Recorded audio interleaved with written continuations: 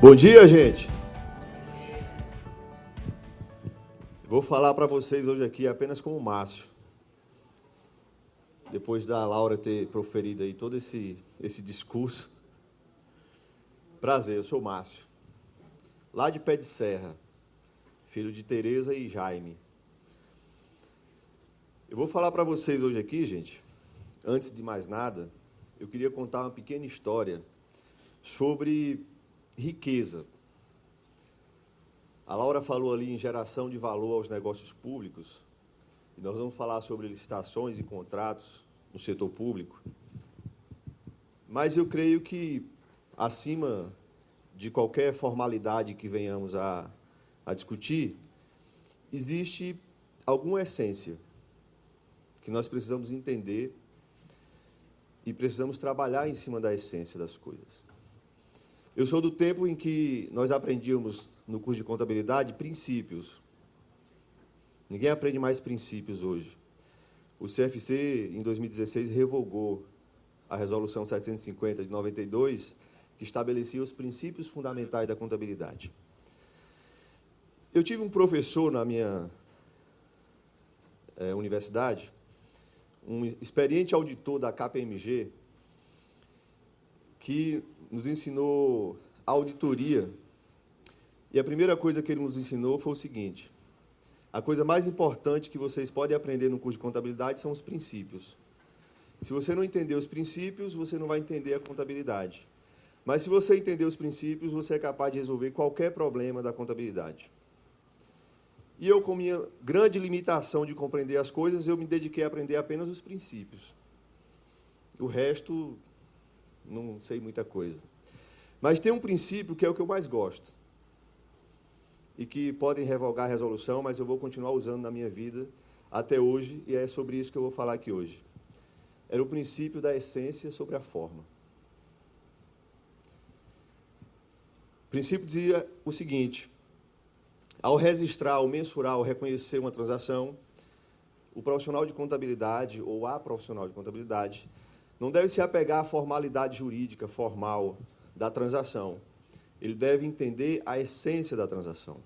Ela é que deve prevalecer. Então, quando a gente vai falar de licitações e contratos, antes da gente olhar para a forma, vamos pensar na essência. Para que serve contratos no setor público? Quanto que nós gastamos com contratos no setor público anualmente? Em nível de Brasil, ou em nível de Nordeste, ou em nível de Piauí, em nível de Teresina? É isso que vamos falar hoje. Mas antes, eu vou pedir a vocês a licença para contar uma pequena história, Barreto. Era uma vez um homem muito rico e poderoso, um velho homem, rico e poderoso, dedicou a sua vida a construir uma grande fortuna. Esse homem tinha 3 filhos. Pedro, um homem vaidoso que gostava de esbanjar riqueza, usufruir de comidas e bebidas finas e ter sempre muitos serviçais, muitas pessoas à sua volta. Davi era o oposto de Pedro. Não era uma pessoa extravagante, era uma pessoa que amava a riqueza. Então, ele queria acumular e acumular e acumular mais riqueza. E Ivan, que não era nenhum dos dois, era uma pessoa modesta, até tímida, comedido nos seus atos, mas uma pessoa altruísta, que tinha ideais na vida. Então, esse velho homem, sentindo que seus dias chegavam ao final, ele não queria que sua fortuna se esvaísse feito pó ao vento do deserto, em uma tempestade. Ele queria que seu legado fosse mantido e, se possível, fosse evoluído. Então, ele decidiu que iria testar os seus filhos para saber qual deles teria mais capacidade de gerenciar sua fortuna quando ele morresse. E uma bela manhã de sol, ele levou os filhos para passear.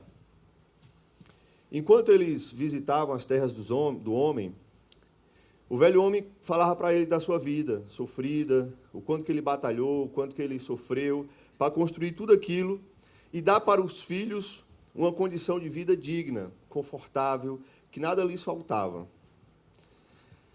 No entanto, o homem não queria que os filhos passassem pelas agruras que ele outrora viveu. E ele concedeu para cada um dos filhos uma pequena fortuna, uma bolsa de ouro, com apenas um pedido: que eles usassem aquele dinheiro para ser feliz e para realizar os seus sonhos, os seus ideais. Então, Pedro tratou logo de contratar uma multidão de serviçais, mandou importar vinhos caros de países distantes, queijos finos das mais altas e frias montanhas. Seus aposentos eram decorados com as mais extravagantes decorações. Ele era adorado por onde ele ia, porque ele ia com um séquito de servidores. Uma multidão de pessoas acompanhava Pedro aonde quer que ele fosse. Ele gostava daquilo. Aquilo lhe fazia um homem muito feliz e realizado. Não importava o quanto aquilo custava.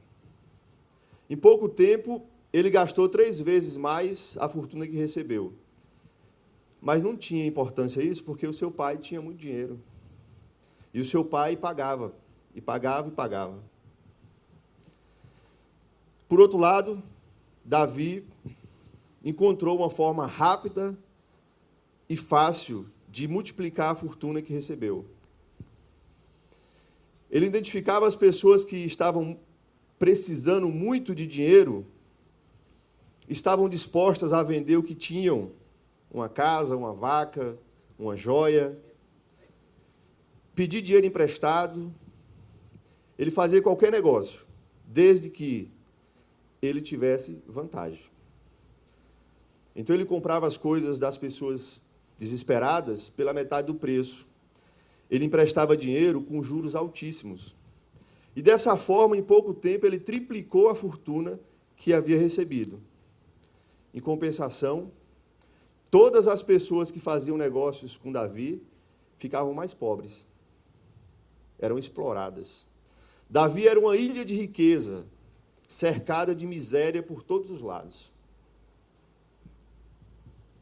E Ivan, o time de Ivan, quando ele recebeu a fortuna do pai, ele tinha uma ideia do que fazer. Ele conhecia as redondezas, conhecia as aldeias, e ele percebia que muitas mulheres trabalhavam para fazer suas próprias roupas. Elas teciam à mão a lã para produzir um tecido, ainda que grosseiro, de baixa qualidade, e com esse tecido fazia suas próprias roupas, ou fazia tecido e roupas para vender na feira anual da cidade.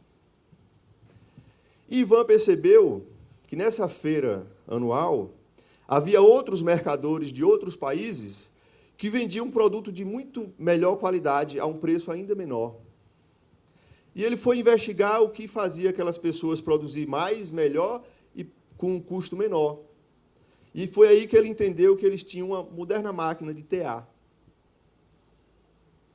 que produzia esse tecido, e ele rodou todas as aldeias e fez uma proposta para aquelas tecelãs. Ele entregaria as máquinas para elas, ensinaria elas a produzir o tecido, e dali em diante elas trabalhariam para ele, ganhando 2 vezes mais do que conseguiriam fazendo o serviço manual. E ele ainda visitou todos os produtores de ovelha da região e propôs para eles que, em vez de vender a lã na feira para outros mercadores, que ele, Ivan, compraria essa lã com bônus também de 50% acima do valor que eles conseguiriam. E assim foi feito. As pessoas venderam a lã para o Ivan, as mulheres teceram os tecidos, e na feira do ano seguinte ele vendeu toda a produção. Pagou as mulheres, pagou os criadores e conseguiu ainda ter um lucro de 50% em relação à fortuna que recebera. Em compensação, todas as mulheres duplicaram a sua renda. E todos os homens que fizeram negócio com ele duplicaram a sua renda. E essas pessoas com a renda duplicada duplicaram o seu consumo. Elas consumiam mais no mercado anual. E os mercadores vendiam mais, então eles precisavam contratar mais gente e comprar mais produtos. E mais pessoas eram necessárias para produzir mais produtos. E isso criou um grande ciclo virtuoso, em que a riqueza foi gerada e distribuída. Passado um ano, aquele velho homem reuniu seus filhos e tomaria uma decisão. A quem vocês acham que ele deveria entregar a sua fortuna para ser gerido? Ao Pedro? Ao popular Pedro? Ao rico Davi? Ou ao modesto Ivan? A quem vocês entregariam? Ao Ivan? Você entregaria ao Ivan. Por que você entregaria ao Ivan? Porque é uma pessoa que foi capaz de gerar riqueza. Ele foi capaz de usar o dinheiro, a riqueza que ele tinha nas mãos, ele foi capaz de gerar mais riqueza e distribuir essa riqueza. Gente, essa história sintetiza um pouco o que é o Estado. O Estado tem um grande poder de gerar e distribuir riqueza, ou não. O Estado tanto pode ser o Ivan, pode ser o Davi, ou pode ser o Pedro, a depender de quem governa esse Estado, a depender de quem toma as decisões, a depender de quem faz as compras. Nós estamos aqui no Congresso Nordestino de Licitações, Contabilidade e Controle. Então, eu vou falar de Nordeste. Todos aqui são nordestinos, exceto o... Não, eu sou cidadão piauiense. Ah, você é cidadão piauiense? Foi providenciado. Já? Eu encontrei o Barreto ontem e jurava que ele era carioca e ainda era parente do Romário. Eu jurava. E ele também jurava. Se não fosse a esposa dele, eu acreditaria até hoje. Mas ela fez questão de deixar claro, não, ele é candango, né? Brasiliense. Mas vamos lá. Vocês acham que o Nordeste, os estados do Nordeste, são ricos ou são pobres? Qual é a nossa fortuna? Qual é a nossa capacidade de gastar dinheiro? Nós temos riqueza, temos potencial de riqueza. Antes de vocês concluírem isso, eu queria fazer um paralelo um pouco distante. Eu gosto muito da história do Alasca. Não sei se vocês conhecem a história do Alasca. O Alasca, para muitas pessoas, é apenas uma pedra de gelo, uma imensa pedra de gelo, de mais de 1.600 milhões de quilômetros quadrados. Até o século XIX, o Alasca era um território russo, pertencia ao Império Russo. E o Império Russo, Janaína, nos idos de 1850, vivia em grandes dificuldades financeiras e ainda com guerras territorialistas com o Império Britânico, o poderoso Império Britânico, que, na época, já havia assumido o controle sobre outro território, vizinho ao Alasca, o Canadá. E o imperador russo, muito temeroso de perder também mais esse território, ele imaginou que talvez ele pudesse ter algum benefício em vender esse território. O pouparia do vexame de perder mais uma batalha territorialista e ainda receberia em troca dinheiro que ele estava literalmente quebrado. Então, ele enviou aos Estados Unidos o seu embaixador para desenvolver uma negociação com o governo americano, que na época já era uma democracia constitucional, a negociação do Alasca. Eu estou aqui com o Rick Jardson, que é superintendente do Tesouro, e a pessoa que era o Rick Jardson lá nos Estados Unidos na época, o secretário do Tesouro americano, era um cidadão chamado William Seward. William Seward entrou em negociação com o embaixador russo para comprar o território do Alasca. Eles passaram a noite negociando e chegaram à conclusão que aquele território poderia ser comprado por 2 centavos de dólar o acre. Nós medimos terras aqui em hectare, né? Um acre corresponde a 40% de um hectare. Logo, eles fizeram um negócio em torno de 5 centavos de dólar o hectare do Alasca. No total, o governo americano pagou 7 milhões e 200 mil dólares pelo Alasca. Bom negócio? Quando essa notícia veio a público, as pessoas passaram a dizer assim, Seward's Folly. A loucura de Seward. Que homem louco. Gastou 7 milhões de dólares do nosso dinheiro para comprar uma pedra de gelo, que eles diziam, o jardim do urso polar. Mas o governo americano usou o seu poder de compra, sua capacidade de investimento, não apenas para comprar o Alasca. Ele usou o seu poder de compra para investir em pesquisa.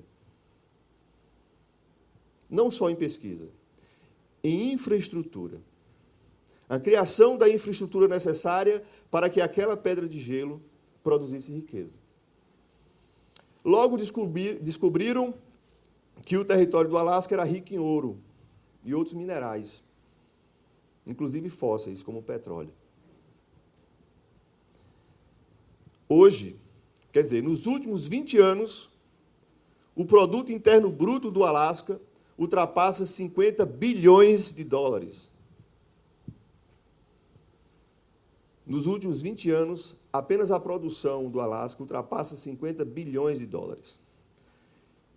A taxa de câmbio de hoje, mais de 260 bilhões de reais. Aí as pessoas hoje falam assim, Seward's Fortune. A fortuna de Seward. Por que isso aconteceu? Por que essa transformação aconteceu? Porque o dinheiro público foi usado de forma racional, de forma eficiente e, principalmente, de forma efetiva. E aí, depois de falar um pouco sobre o Alasca, eu pergunto para vocês, e o Nordeste? Como é que nós usamos o dinheiro público no Nordeste? O Nordeste tem dinheiro, realmente, para usar? Nós temos dinheiro para produzir, desenvolver riqueza? Eu fiz uma pesquisa breve, cheguei à constatação que, em 2021, o Nordeste, os governos, apenas os governos estaduais, irá gastar mais de 200 bilhões de reais. Os 9 estados do Nordeste gastarão este ano mais de 200 bilhões de reais. O ano que vem vai ser mais que isso, e assim sucessivamente, porque o orçamento sempre cresce. Independente de qualquer coisa, se houver inflação, o orçamento cresce. Desse valor, um pouco mais da metade é usado de uma forma muito específica para pagamento de pessoas, pagamento de servidores. São mais de 100 bilhões de reais por ano. 5% desse valor, pouco menos de 10 bilhões, é para pagar dívidas, principal e juros da dívida. E o restante, vocês estão vendo ali quase 90 bilhões de dólares, ou de reais, perdão, são gastos em contratações. Contratações essas que são feitas com ou sem licitação. Com instrumento contratual ou sem instrumento contratual, mas são contratações. Por que eu estou falando isso para vocês? Porque é esse dinheiro aqui que pode ou não ser usado para gerar riqueza. E o que as licitações têm a ver com isso? Primeiro, gente, por que licitar? Como é que eu vou usar esses 87 bilhões de reais em contratações? Quais são os critérios que eu vou usar para selecionar o que eu vou comprar por que eu vou comprar e como eu vou comprar. Primeira razão é porque a Constituição da República Federativa do Brasil exige. A Constituição exige que as obras, os serviços, os bens comprados, contratados pelo setor público, salvo exceções previstas na lei, sejam precedidas de um procedimento licitatório que dê a todos igualdades de condições. Em síntese, o que a Constituição quer é que o poder público, quando usar a sua capacidade de investimento, que não privilegie ninguém por questões pessoais, por interesses egoísticos, talvez como Davi o fazia, mas que o faça com interesses altruísticos, como talvez Ivan tenha feito. E ela fala assim, na forma da lei. Presidente, seja bem-vinda. Presidente e vice-presidente de controle interno do CRC, Piauí, presentes. E do DF. E logo atrás de você, a deputada Janaína. Na forma da lei, gente. Qual lei? Vocês aqui, que são todos mais jovens que eu, não vão se lembrar. A Constituição da República Federativa do Brasil é de 1988. Ela diz que deveria haver uma lei para regulamentar o processo de contratação no setor público, de maneira a atender os interesses da Constituição, aos interesses do Estado. E essa lei foi criada em 1993, Lei Federal número 8.666. Entre 88 e 93, aconteceram algumas coisas no mundo político, social e econômico do Brasil que a gente precisa entender para entender essa lei, para que a gente entenda a lei que nós temos hoje. Só para vocês terem uma noção, entre esse período, o Brasil se redemocratizou. O Brasil, que era regido por militares que estavam no poder desde 64, sem eleição, passou a ter eleições diretas e elegeu um presidente chamado Fernando Collor de Mello. Esse presidente foi duramente acusado de corrupção e foi impedido de continuar sendo presidente por corrupção. O seu tesoureiro, que era o pivô do esquema de corrupção, chamado Paulo César Farias, o PC Farias, que Deus o tenha em bom lugar, ou não sei, só Deus para saber. Mas ele foi morto tempos depois, e muitas pessoas dizem que foi queima de arquivo, né? Para esconder provas. Enfim. Nesse mesmo período, o Brasil passou por um grande escândalo de corrupção, não envolvendo o presidente, mas envolvendo todo o Congresso Nacional. Um grande esquema de desvio de dinheiro público por emendas ao orçamento, que ficou conhecido como o escândalo dos anões do orçamento. Eram pessoas que tinham estatura não muito alta, por isso anões, mas que eram muito grandes na sua ambição de desviar dinheiro público. Então, perceba que o país vivia em um clima de corrupção muito grande. Então, foi criada uma lei pensando em inibir a corrupção nas contratações públicas. Esta é a lei que nós temos hoje no país. Uma lei extremamente burocrática, que se preocupa com a formalidade das coisas e não com a essência das coisas. Passou-se quase 30 anos, e eu pergunto para vocês, a lei conseguiu evitar a corrupção no país? A lei conseguiu promover desenvolvimento para o país, para o Nordeste?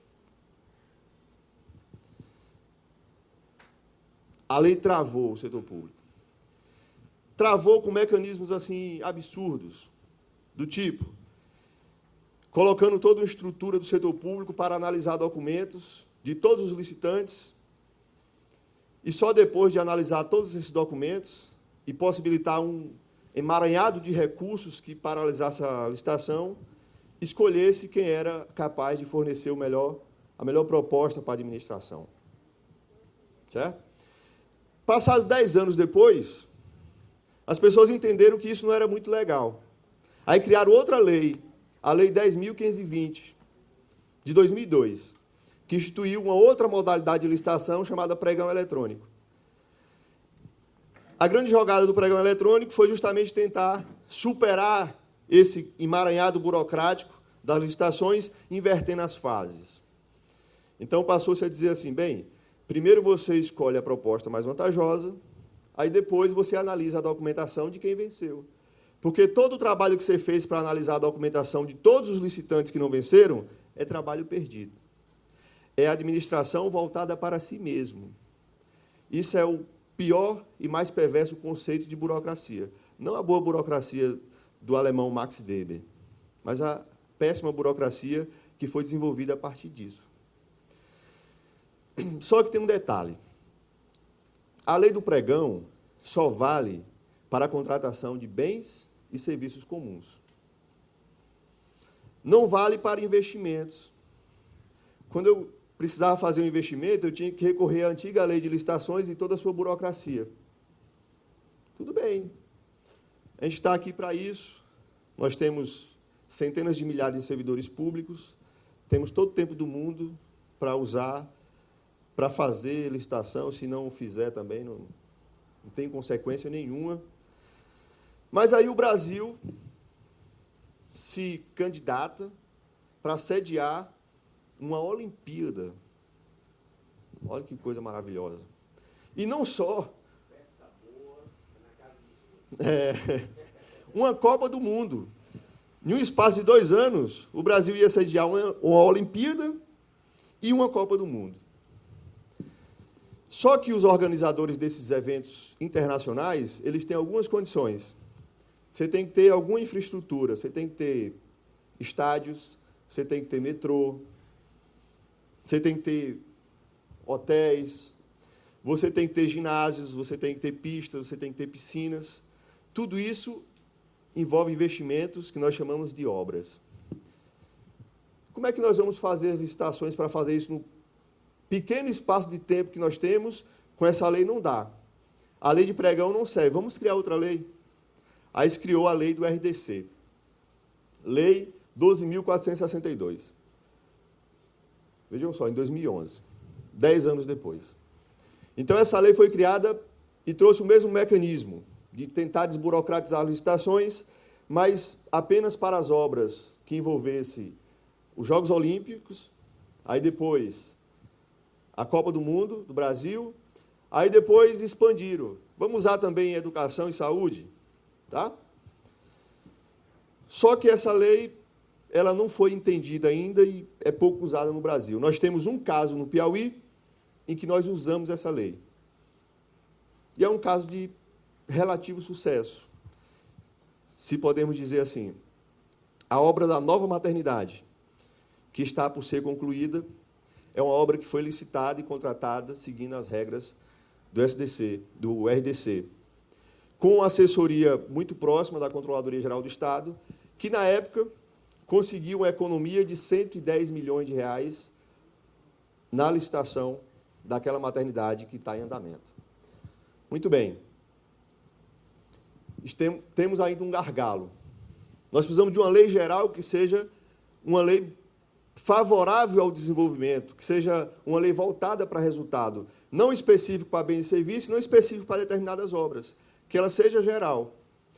E aí entra em jogo a Lei 14.133, de 1º de abril de 2021, a nova Lei Geral de Licitações e Contratos. É sobre ela que nós vamos falar, mas a primeira coisa que nós precisamos entender, quando a gente vai falar sobre quais são os impactos dessa nova lei no controle interno ou no controle externo, eu prefiro pensar qual é o impacto da nova lei na vida das pessoas. Eu nunca consigo ver o Estado com a finalidade em si mesmo. Eu nunca consigo entender que os mais de 100 mil servidores públicos do Estado do Piauí tenha o único fim em receber salário. Eu só consigo imaginar que isso tem um propósito. E quando eu penso que vai entrar em vigor uma nova lei para regulamentar o processo de contratação, de aplicação do dinheiro público, eu acho que o propósito disso é gerar algum resultado para as pessoas. E é isso que a lei vem tratar. Durante esses 30 anos, todo o aprendizado que foi angariado na jurisprudência, nas boas práticas de gestão de compras públicas, está nessa nova lei. Então, é uma lei que se volta para resultado. Se nós queremos usar a nova lei de licitações com alguma finalidade, nós temos que entender quais são os seus objetivos. Quais são os objetivos da lei? Seu artigo 11, a lei estabeleceu que a licitação pública tem 4 objetivos. Eu estou colocando isso como mais importante porque eu acho que isso é a essência. Depois vem a formalidade. Primeiro objetivo, assegurar a seleção da proposta mais vantajosa para gerar resultado. Eu acho que esse é o primeiro ensinamento, gerar resultado. Qual resultado? Qual é o resultado que nós queremos com o uso do dinheiro público? Aqueles 201 bilhões de reais que serão usados pelos governos dos estados da região Nordeste, tem alguma finalidade? Qual é o resultado que nós queremos gerar? Nós queremos apenas gastar o dinheiro? Nós queremos gastar o dinheiro para enriquecer algumas pessoas? Ou nós queremos usar o dinheiro para enriquecer, melhorar as condições de vida da sociedade, de muitas pessoas? Então, o primeiro exercício de reflexão que nós precisamos fazer, quando a gente for falar em licitações e contratos, a gente tem que esquecer o procedimento como um foco. Nós temos que olhar o resultado. Por que eu vou comprar isso? Por que eu vou empregar esse dinheiro? Qual o retorno social que essa compra vai trazer para a administração pública? Objetivo número 1. Objetivo número 2. Que ninguém seja favorecido injustamente. Que haja uma competição justa. Objetivo número 3. Que haja racionalidade no uso desse dinheiro. Que esse dinheiro seja usado de forma eficiente. Portanto, que não haja sobrepreço nas contratações públicas. Que não se pague valores acima dos valores de mercado para enriquecer uma pessoa que vende. Ou talvez uma pessoa amiga da pessoa que vende. Sobrepreço em licitações e contratos nada mais é do que corrupção. A corrupção que movimenta os caixas 2, que movimenta campanhas. De onde é que vem o dinheiro do caixa 2?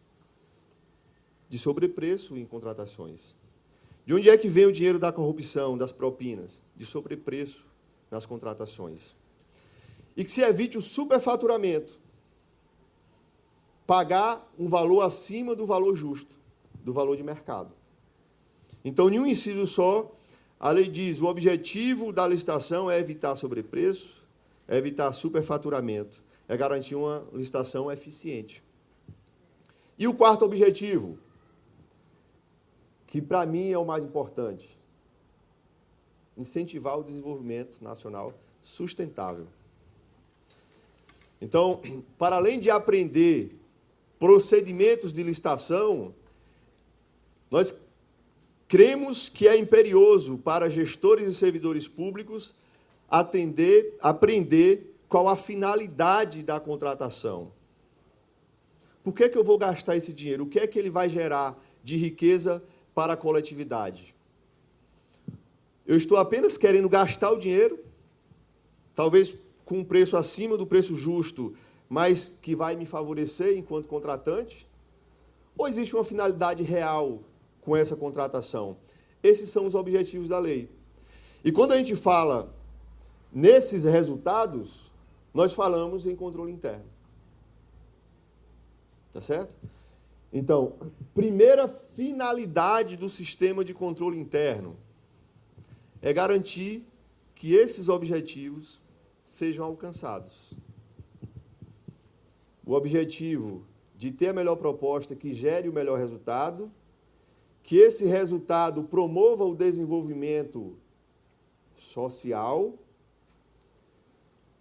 que qualquer pessoa possa ser contratado pelo Estado em uma livre competição e por um preço justo.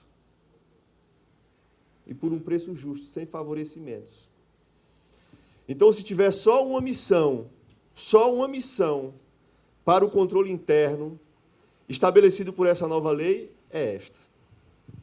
Esta é a mais importante, esta é a essência. Tá certo? Mas como? Como que nós vamos fazer isso? Quem vai ser o responsável por promover essa mudança? Quem é que vai ser responsável por mudar o foco de um controle reativo para um controle preventivo?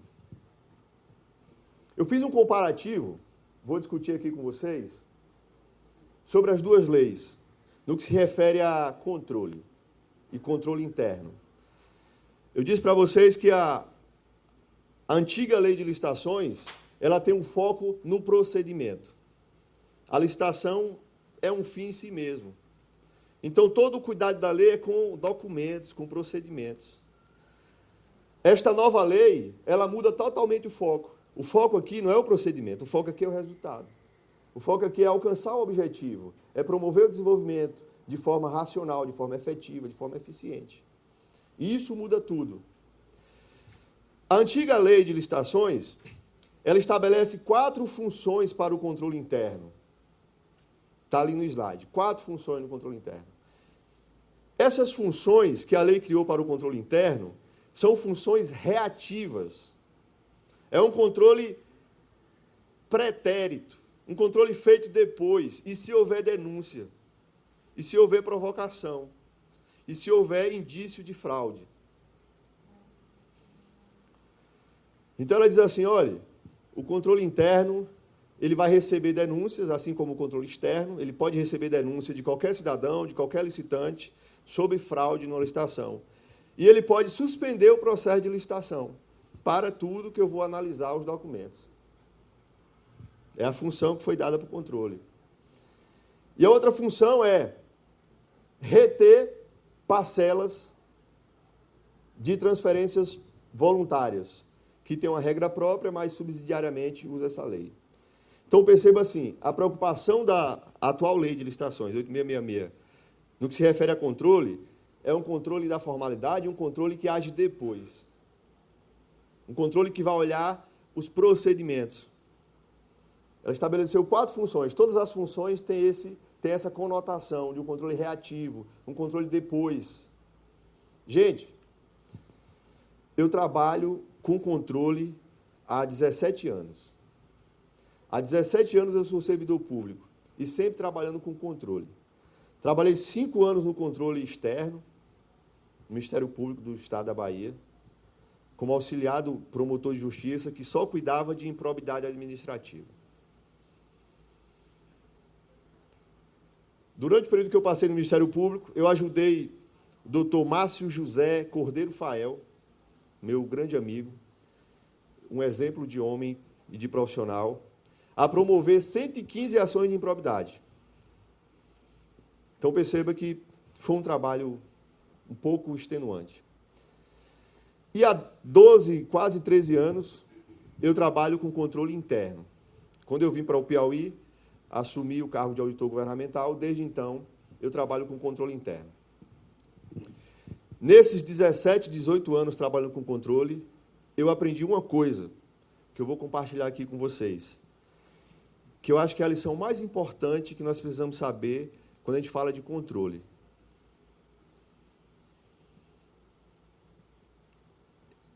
Adriana das Graças. Teve outra Adriana que falou ali atrás. Quem foi? Vou falar para a Adriana das Graças, que dá graça. É uma graça só. Vou falar para ela que vai ser presidente do Conselho de Contabilidade e vai precisar de controles. É impossível, eu vou repetir, é impossível controlar o passado. Não existe controle a posteriori, não existe. Não existe controle subsequente, não existe. Controle, não. Existe responsabilização. Mas controlar exige um olhar presente. Controlar existe um olhar presente. É impossível controlar o passado. O passado já aconteceu. E o que aconteceu você não muda. E o controle, José da Cruz, ele tem a finalidade de garantir que você alcance um resultado. O controle só existe para ajudar você a alcançar um objetivo. Por essa razão, o controle só pode ser presente. Nunca ele pode ser passado. Então, tudo que a lei falava sobre controle lá, não tem efetividade nenhuma. Só gera mais burocracia. Tá certo? Você imagina, tem uma licitação acontecendo com sobrepreço. A licitação está há 6 meses acontecendo e alguém denuncia que tem sobrepreço. Aí o controle vai lá atuar, suspende a licitação. Fez um bom negócio? Fez um péssimo negócio. Porque se você estiver olhando para o procedimento, beleza. Mas você está esquecendo o principal, que é o resultado. O que é que você queria com aquela licitação? Não tinha nenhum problema social para ser resolvido com aquilo? Não tinha nenhuma necessidade pública legítima a ser satisfeita com aquela compra? Porque o resultado é esse. E se você paralisa a licitação, você frustra esse resultado. Então, isso foi péssimo para os interesses públicos. E como é que você pode contribuir para que esse resultado seja alcançado? Trabalhe antes, de forma preventiva. De forma preventiva, pedagógica, orientativa. E foi isso que a nova lei trouxe. Perceba que a nova lei, ela criou 10 funções para o controle interno. 10 funções. Em uma dessas funções, ela repetiu o que está lá na antiga lei, o controle reativo. Mas em 9, ela disse sempre, o controle tem que ser prévio. O controle tem que gerenciar riscos. O controle tem que ver os riscos. O que é risco?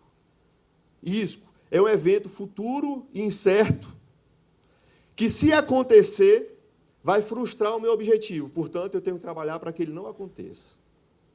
Qual é o meu objetivo? Satisfazer as necessidades públicas. Então, o controle tem que ser preventivo. Então, o objetivo do controle interno, garantir, o mais importante de todos, está lá no artigo 11. Ó. Um dos objetivos do sistema de controle interno, garantir que os objetivos da licitação sejam alcançados. Se você ainda tem dúvidas sobre os objetivos, vai ser difícil falar em controle interno. Mas quando você entender quais são os objetivos da licitação de verdade, vai ficar fácil você entender o que é que o controle vai fazer. E esta nova lei de licitações, ela foi um pouco além. Ela criou um capítulo exclusivo, capítulo 8º, salvo engano, só para tratar de controle de licitações e pagamentos. Começa lá no artigo 169. E o que é que a lei diz? Olha só. A lei diz o seguinte: o sistema de controle interno deve ser estruturado em 3 linhas de defesa. O que diabo é isso? 3 linhas de defesa. De onde é que vem essa ideia maluca? 3 linhas de defesa. O controle não tem que ser um controle amador. Cada um faz de um jeito. Não, existe um padrão, existe um modelo. E esse modelo é internacional.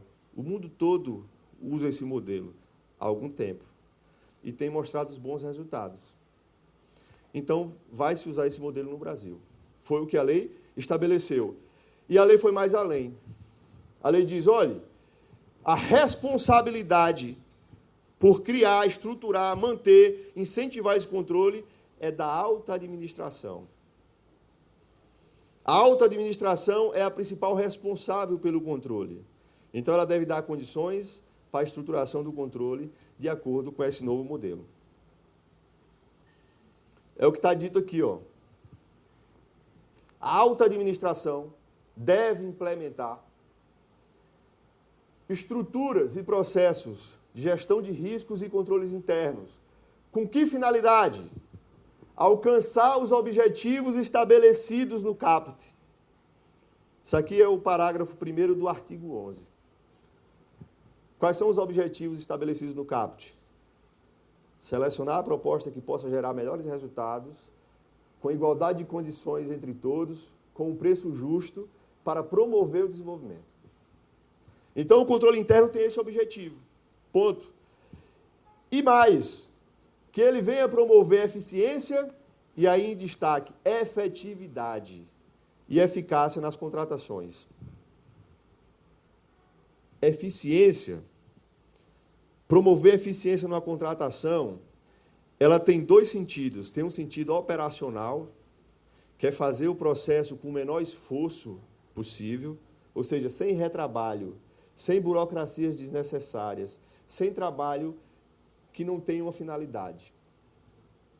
Isso é eficiência operacional. Eficiência pode ser vista do ponto de vista econômico.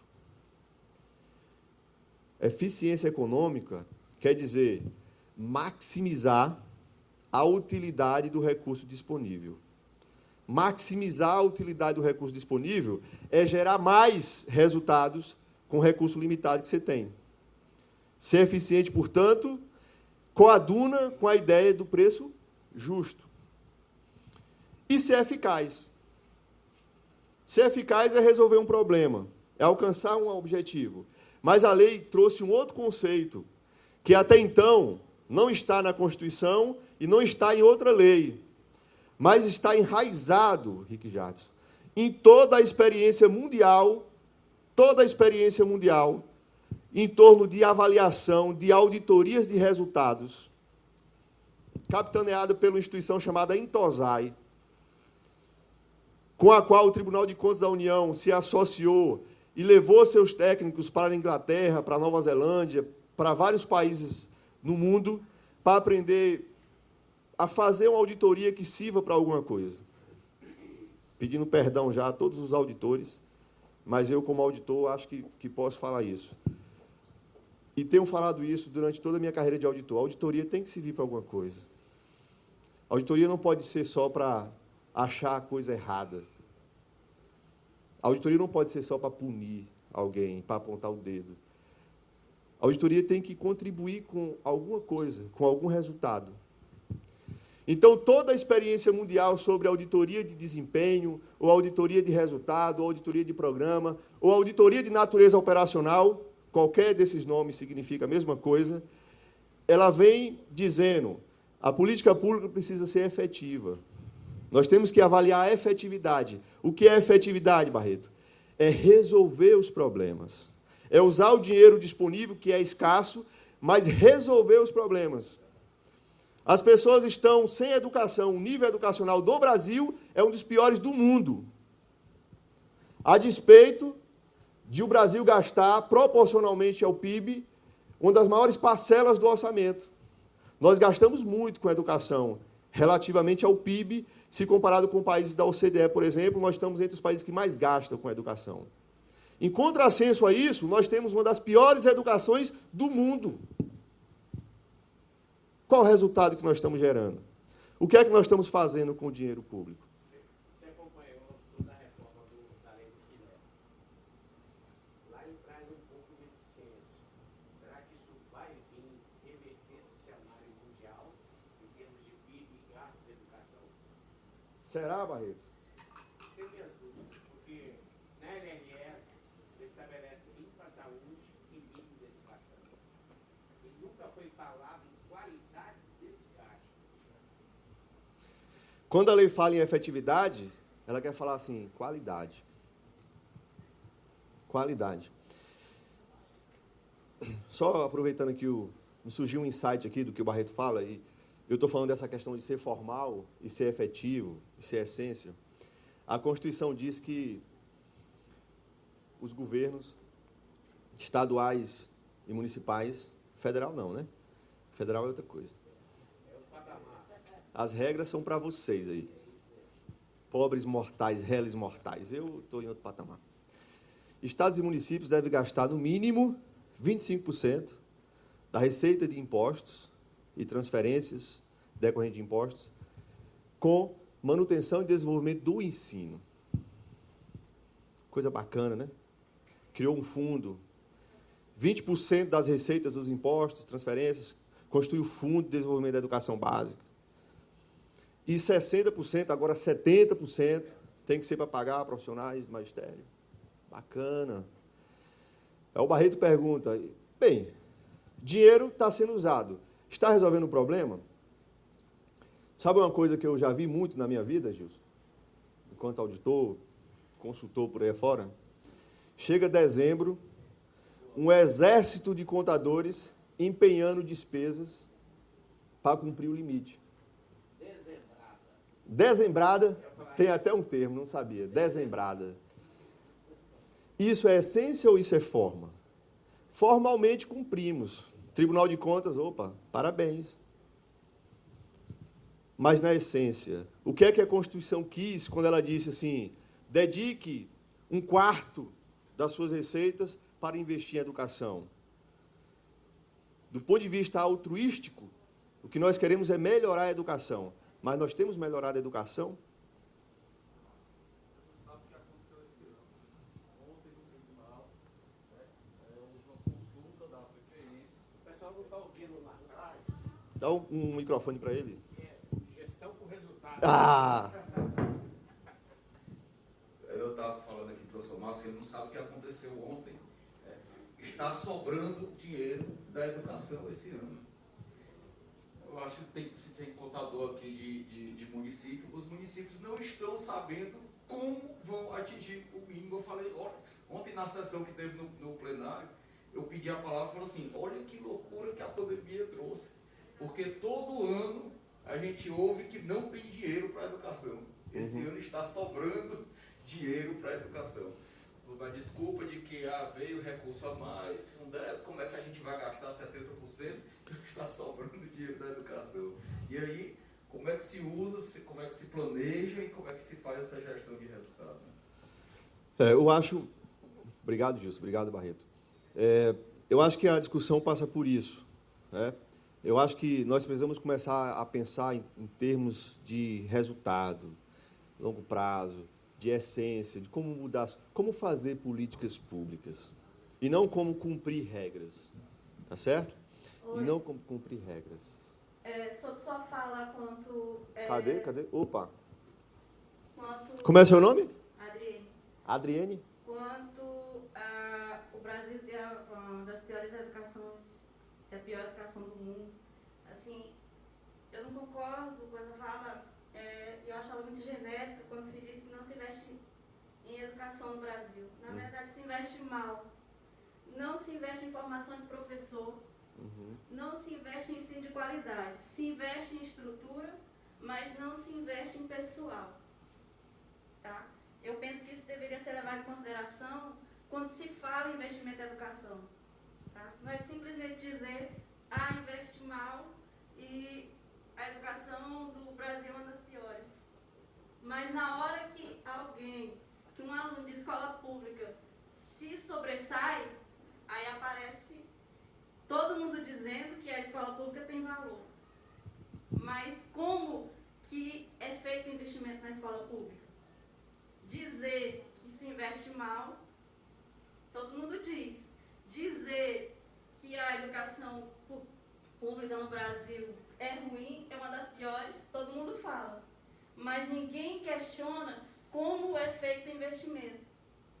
Você vê escola sendo feita aí toda hora, mas se investe em pessoal, se investe no aluno, se investe no professor? Não. Então eu estou falando isso só para pontuar a sua fala. Tá? Obrigado, Adriene, né? Obrigado, Adriane. Eu acho que nós estamos falando sobre isso. Nós estamos falando exatamente sobre isso. Quando eu disse... Só um instante também. Ontem eu escutei um palestrante dizer que o professor dá prejuízo. Eu levantei a mão para falar e ele me ignorou. Aí também, né? Eu sou professor desde que eu me entendo por gente, né? Eu sou formado em magistério. Eu comecei minha carreira de professor ensinando crianças a ler e escrever. Então, já estou esgotado, já preciso me aposentar como professor com 39 anos, que eu comecei muito cedo. O senhor aqui quer perguntar, Mas eu só queria reforçar, Adriene, né? Estou falando certo? Que nós estamos aqui justamente falando sobre isso. Que dinheiro é gasto? Ele é gasto. Mas será que ele é gasto de forma racional? Será que os professores estão sendo ouvidos para fazer esses gastos? Será que os professores não têm nada a dizer sobre como melhorar a educação? Será que as decisões têm que ser feitas dentro do gabinete? E quando eu disse assim que a nossa educação é uma das piores do mundo, eu estou tomando por base um indicador chamado PISA. É um indicador criado para avaliar o desempenho de estudantes da educação básica em algumas matérias, como matemática, ciências e leituras, né? Então, os estudantes brasileiros submetidos a esse teste, eles demonstram uma das piores capacidades de resolver problemas de matemática, de leitura e de compreensão da ciência. É com base nisso. Agora, quando você fala, por exemplo, eu já passo a palavra para o senhor lá, sobre... Isso é uma coisa que me chama muita atenção e me dói muito. Falar assim, nós temos bons exemplos de alunos na educação pública. Eu estudei a minha vida toda na escola pública, inteirinha, numa cidadezinha de 14 mil habitantes, em que só tinha uma opção de curso de nível médio, que era o magistério. Por isso que eu virei professor, não foi por nada mais, porque só tinha essa opção.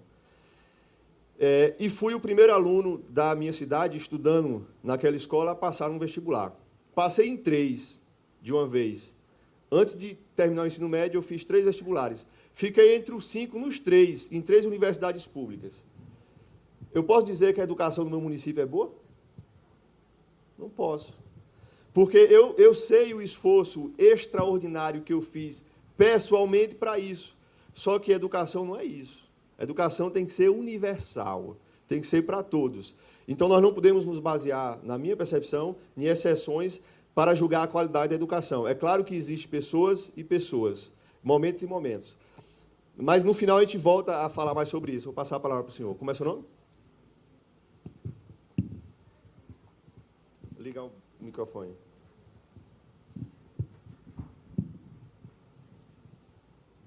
Jurandir.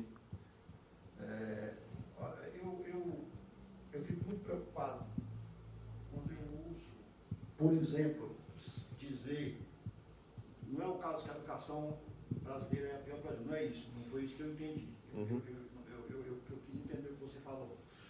Mas eu, por exemplo, quando eu estou dando aula, eu fui professor também há algum tempo, deixei essa área, mas a pessoa disse para mim, o Brasil está cada dia pior. Eu questiono isso não é verdade. Isso não é verdade. E a educação brasileira, é verdade que ela não chegou a nível de alguns países, mas ela vem melhorando muito, muito de uns tempos para cá. A partir do Fundef, vem melhorando muito para cá. Agora, o que a gente tem no Brasil? Ilhas de excelência. Aqui em Teresina, por exemplo, tem ilhas de excelência. Nós temos escolas aqui em Teresina que são modelos para qualquer país do primeiro mundo. Simões Filho, por exemplo, vem aqui no Cristo Rei. Aí você vai para uma escola na zona rural, não tem nada. Se você chegar no Simões Filho, tem uma quadra, tem toda equipada. A escola é toda equipada. Então, o que tem é isso. E a questão da sustentabilidade, essa palavra aqui, nova, que é nova para usar. Eu vou construir a escola, mas aonde é que eu vou construir a escola? É sustentável construir a escola naquele local? Eu acho que o desafio nosso, um dos desafios nossos com essa nova lei é essa. Esse contrato é sustentável? A minha fala é com relação a isso. Obrigado, Jurandir. Agradeço aqui as intervenções dos colegas, que eu acho muito importante isso. Aqui, na verdade, nós não somos donos da verdade, estamos expondo uma visão de mundo e todos vocês têm o direito de ter uma outra visão de mundo. E se tem uma coisa, gente, que eu também aprendi, que é essencial para um ser humano, e talvez seja uma das coisas que mais me sufocam, é quando eu não posso expressar meu pensamento. Isso é uma das prisões mais cruéis que um ser humano pode ser submetido. é não poder pensar livremente e expressar livremente o seu pensamento. Determinada circunstância nos amarra a fazer isso. Eu estou aqui hoje muito feliz porque eu estou podendo fazer isso, falar do meu pensamento de uma forma muito aberta. E me coloco à disposição também para ouvir o de vocês. Eu acho que se a gente sair daqui com um diálogo construído, é muito melhor do que apenas uma pista de mão única, né? Então, gente, nós vamos voltar a discutir tudo isso aqui, vocês ficam à vontade, mas eu vou adiantar um pouco aqui a minha fala, porque o Gilson já está ali ansioso para falar, ele estava me dizendo ontem que está há muito tempo em videoaula e não aguenta mais. Ele quer olhar para as pessoas, quer olhar nos olhos, ver a reação, ver a pergunta, a provocação, isso é bom. Bem, o que a lei diz é o seguinte, artigo 169. Eu já disse de quem é a responsabilidade por estruturar o controle interno. Só que a lei foi mais além, ela falou, existe uma forma que esse controle tem que ser estruturado. As contratações públicas deverão submeter-se a práticas contínuas e permanentes de gestão de riscos e controle preventivo. O controle é preventivo, o controle tem que ser antes. Ela nem precisava falar isso, porque ela falou gestão de riscos. Então, gestão de riscos é uma prevenção. Mas ela foi enfática. Eu quero que você gerencie riscos e seja preventivo. Eu não quero um controle reativo. Eu quero que você seja preventivo. Eu quero que você esteja subordinado ao controle social. Mas eu quero que você seja estruturado, o controle interno, em 3 linhas de defesa. Aí a lei inovou. Porque ela falou de um modelo para os profissionais de controle muito conhecido, mas que talvez para o público geral não seja algo assim tão palatável. Primeira linha de defesa, segunda linha de defesa e terceira linha de defesa. Esse é o modelo pelo qual as controladorias, os sistemas de controle interno devem ser estruturados doravante. Bem, alguém já fez isso antes, Joelna? Será que nós temos algum exemplo? Se nós temos que fazer uma construção como essa, será que existe algum exemplo, como o Jurandir disse? Existe uma escola aqui que é um exemplo em educação, em qualidade de educação, tem infraestrutura, tanto pedagógica como de socialização, bem localizada, não é lá nos Cafundó do Judas, né? Os professores são motivados a trabalhar, são capacitados, é um modelo. Então, a lei falou isso aqui, e nós temos, Jurandir, eu estava falando com o Jurandir, mas estava olhando aqui para o Barreto, vou falar com os dois logo. Nós temos, sim, alguns exemplos e alguns aprendizados para discutir com vocês de como é possível estruturar um controle interno preventivo de acordo com o modelo das 3 linhas de defesa. Isso foi feito, vem sendo feito, no Estado do Piauí, pela Controladoria Geral do Estado do Piauí, há 5 anos. Vamos fazer 6 anos agora, em 2022.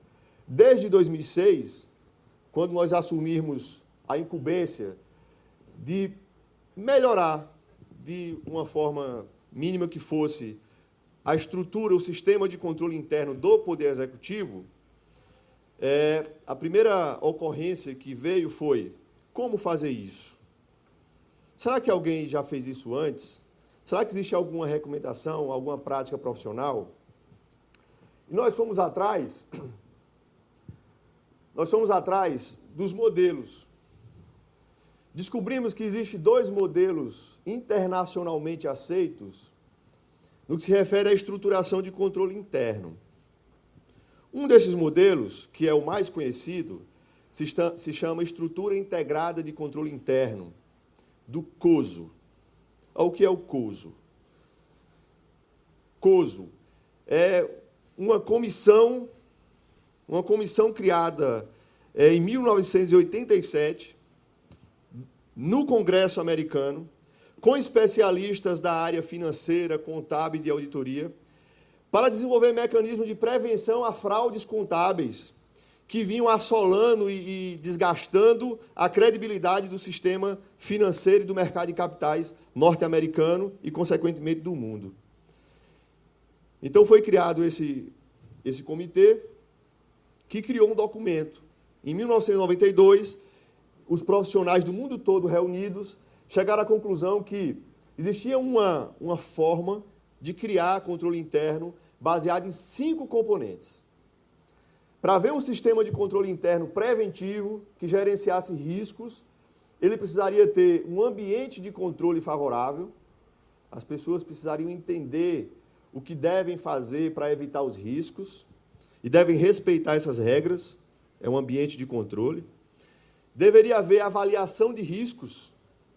Os riscos deveriam ser não só identificados, mas mensurados, e deveria se dar uma resposta adequada a esses riscos. E essa resposta seria uma atividade de controle. Deveria haver uma atividade de controle para mitigar, para evitar, tá certo? Cada um desses riscos seria o terceiro componente. O quarto componente seria uma informação, uma comunicação efetiva entre os agentes da organização, não só os agentes de controle, todos os agentes. E o quinto componente seria o monitoramento. Esse sistema precisa ser monitorado. Então, o COSO criou esse modelo e, tempos depois, ele foi convidado a melhorar esse modelo. Aí ele criou o COSO 2, que é um sistema, uma estrutura integrada de gestão de riscos. Eu falei aqui, 2 estruturas e botei 3 no slide. Por que eu fiz isso? Porque o COSO 2, a estrutura integrada de gestão de riscos corporativos, ele usou esses 5 componentes que já havia na estrutura de controle interno e criou outros 3, que é a identificação de eventos, a definição dos objetivos e a resposta aos riscos. Só que ele deixou bem claro, não são modelos concorrentes, eles são complementares. Você tanto pode usar a estrutura 1, mais simplificada, com 5 componentes, mas se você for uma organização mais complexa e quiser fazer um trabalho mais técnico, você usa a estrutura 2, com 8 componentes. Bem, e o outro modelo para a estruturação de controle interno, este que veio a ser referendado pela lei, se chama Declaração de Posicionamento das 3 Linhas de Defesa. É um documento emitido pelo IIA, o Instituto Internacional de Auditores Internos, um organismo internacional criado em 1941. Eu falei que o COSO foi criado em 87 para dar resposta a uma crise financeira. Pode. Pessoal, que crise foi essa? Erro, Enel e a Orgicom. Essas empresas eram as Big Fives de energia no mundo. Só que teve um problema. Arthur Andersen, que era das Big Fives de auditoria, ela também fazia planejamento tributário. E aí teve conflito, teve problema com segregação de função. E mais, quando você pega um balanço, que eu expliquei aqui, pessoal, na minha palestra de ontem, você precisa ter o quê? Ela precisa ser verificável, certificável, e também você apontar ali aqueles temas relevantes e notas explicativas. Então, a auditoria, ela fazia o seguinte, ela inflava os seus ativos e superdimensionava os seus passivos. Aí, o que acontecia? Vou investir. Você investir? Investir. Valor da ação era lá em cima. E mais, eles fizeram com que os seus funcionários comprassem ações. Então, todos os funcionários gastaram todo o dinheiro que tinham comprando ações. Aí, observaram, começaram a ver as demonstrações e precisaram refazê-las. Foi o Peer Revision, que é uma outra empresa de auditoria auditar a empresa de auditoria. E quando foi feito isso, aí viu que as demonstrações, elas estavam... Eu não gosto desse termo, tá, gente? Eu acho esse termo muito ruim na contabilidade. mas as informações estavam maquiadas. E aí, quando isso veio a público, a empresa quebrou, o presidente da Arthur Anderson ele se suicidou, dado o prejuízo que aconteceu. Inclusive, tem até um filme sobre isso, As Loucuras de Dick Jane. Quem quiser ver depois, vê.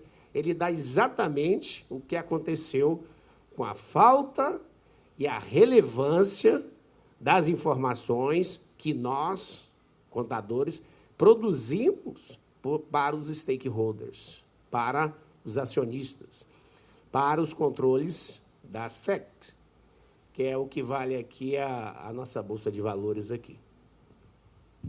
Obrigado, Barreto, pela sua contribuição sapien. Exatamente isso. Isso aconteceu novamente em 2002, 98, início dos anos 2000, em que quebrou as maiores firmas de auditoria do mundo, as Big Four.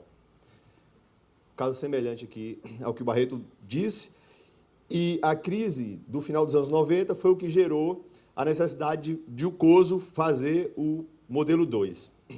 Só que eu estava me referindo a 1941, eu já voltei muito no tempo, quando foi criado o IA, o Instituto Internacional dos Auditores Internos.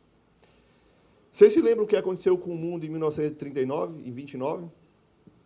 Foi a mesma coisa que ele relatou aqui. Demonstrações contábeis fraudadas faziam com que o patrimônio líquido da empresa aumentasse, as pessoas tendiam a investir nas empresas que tinham maior patrimônio, só que elas não tinham patrimônio, e elas perdiam o dinheiro. E muita gente perdendo dinheiro significa miséria, desemprego, pobreza. Tá? Então, isso gerou a necessidade de criar um padrão de auditoria preventiva. Não basta aquela auditoria que era feita depois pelos escritórios para dizer assim, as demonstrações estão ok, ou não estão ok. Era preciso prevenir a fraude, prevenir o risco. Então, o IA foi uma instituição criada com esta finalidade. E ela vem promovendo disseminação, produção e disseminação de boas práticas profissionais ao longo desses últimos 80 anos. E, em 2014, ela lançou a declaração de posicionamento das 3 linhas de defesa. Esta declaração de posicionamento impulsionou a Controladoria Geral do Estado a criar um modelo de trabalho que atendesse aos ditames do que essa declaração nos ensinou. Então, o que o documento diz é o seguinte: para haver gestão de riscos e controle em qualquer organização, pequena ou grande, pública ou privada, é preciso que o controle seja estabelecido em camadas. Camadas sucessíveis, mas com relativa independência uma da outra.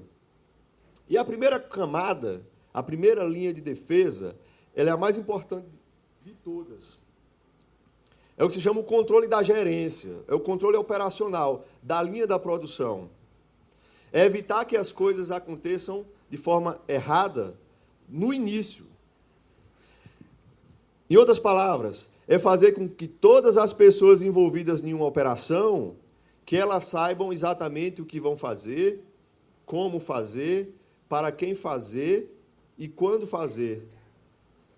E que as pessoas que estão envolvidas nisso, que elas se autocontrolem, que é o princípio da segregação de funções. Não pode ter uma pessoa responsável por fazer e revisar uma atividade. Ou não pode ter uma pessoa só responsável por comprar e pagar. Ou pagar e guardar o ativo. Isso é segregação de função. Esta é a primeira linha de defesa. O IA diz mais que isso. Ele fala assim, em um mundo ideal, se você estabelece bem a primeira linha de defesa, se todo mundo sabe o que fazer, é treinado para fazer, tem um modelo, tem um checklist, e o seu colega que faz o trabalho depois de você controla o que você faz, pronto, está resolvido. Não precisa de outra linha de controle. Em um mundo ideal. Só que no mundo real dos humanos, que somos todos suscetíveis a erro, é possível que haja erros. Que uma pessoa esqueça de fazer, ou que uma esqueça de revisar o que o outro fez. Então, ele diz assim, tem que haver uma segunda linha. é um controle revisional, é um controle concentrado. É alguém que, depois de toda a linha de produção montada, que faça o controle da qualidade. Esta é a segunda linha de defesa. E ele diz mais, tem que haver alguém de fora, que não está nem na primeira nem na segunda, que tenha mais autonomia em relação à gerência, em relação às diretorias, em relação a todo mundo, que olhe constantemente para essas linhas e para essas operações, identifique pontos de melhoria, pontos falhos que possam ser melhorados. É a auditoria interna. Tá certo? Então, isso se encaixou perfeitamente dentro do que nós chamamos MEL, Modelo de Eficiência Operacional, que nós criamos em 2016. Quando nós criamos o primeiro Fórum Piauí de Contabilidade, nós explicamos esse modelo e colocamos ele em operação. Em 2016, criamos o modelo e a primeira linha de defesa. Em 2017, nós criamos a segunda linha de defesa. No Piauí, Barreto, nós temos um sistema de controle interno que faz o papel da segunda linha de defesa, a revisão dos processos de maneira concentrada, de maneira eficiente, objetiva e padronizada. Em 2018, nós começamos a estruturar a terceira linha. Eu tenho aqui meu colega Carlos Garcês, que é quem mais trabalha nisso hoje, que é a revisão da primeira e segunda linha, é a auditoria, é a avaliação permanente em torno desse sistema. Em 2019, nós reformulamos a regulamentação da Controladoria Geral para reforçar esse modelo de controle preventivo. Colocamos isso em operação em 2020, voltado em gestão de riscos, e 2021 nós temos esse modelo em fase de maturação. Em 2022 nós precisamos avaliar os resultados que nós alcançamos e precisamos pensar nas melhorias que têm que ser feitas nesse sistema. Então, vejam só, eu vou adiantar um pouco aqui os meus slides, porque já estão me dizendo ali que eu tenho 5 minutos. 5 minutos. Prometo que vou cumprir. Modelo de eficiência operacional, MEL, criado em 2016. O que é que nós fizemos? Nós pegamos todo o arcabouço jurídico normativo sobre controle interno, integramos com o modelo COSO, o modelo das 3 linhas de defesa, para criar uma coisa exclusiva que se encaixasse às necessidades do Estado do Piauí. Então, com base nesse modelo, nós criamos a primeira linha, ou seja, nós trabalhamos o ano inteiro padronizando os processos, criando manuais operacionais, desenhando processos, treinando pessoas para fazerem as suas operações de contratação, de pagamento, de prestação de contas, de uma forma organizada, com modelos de documento, com checklists elaborados. E em 2017, nós botamos para funcionar o SimSim. A segunda linha de defesa começou a ser implantada em 2017, um sistema padronizado que permite que as pessoas que fazem o trabalho revisional analisem qualquer transação em um tempo máximo aí de 30 minutos, tempo médio de 10 minutos, obedecendo todos os critérios que devem ser obedecidos em uma transação daquela natureza, os critérios da auditoria, e que nos permite hoje saber que nós temos quase 150 mil transações monitoradas por esse sistema desde a sua implantação. Nós vamos encerrar 2021 com quase 50 mil transações analisadas, monitoradas de forma objetiva e racional. Está em operação. Depois nós trabalhamos, em 2018 e até hoje, na estruturação da terceira linha de defesa.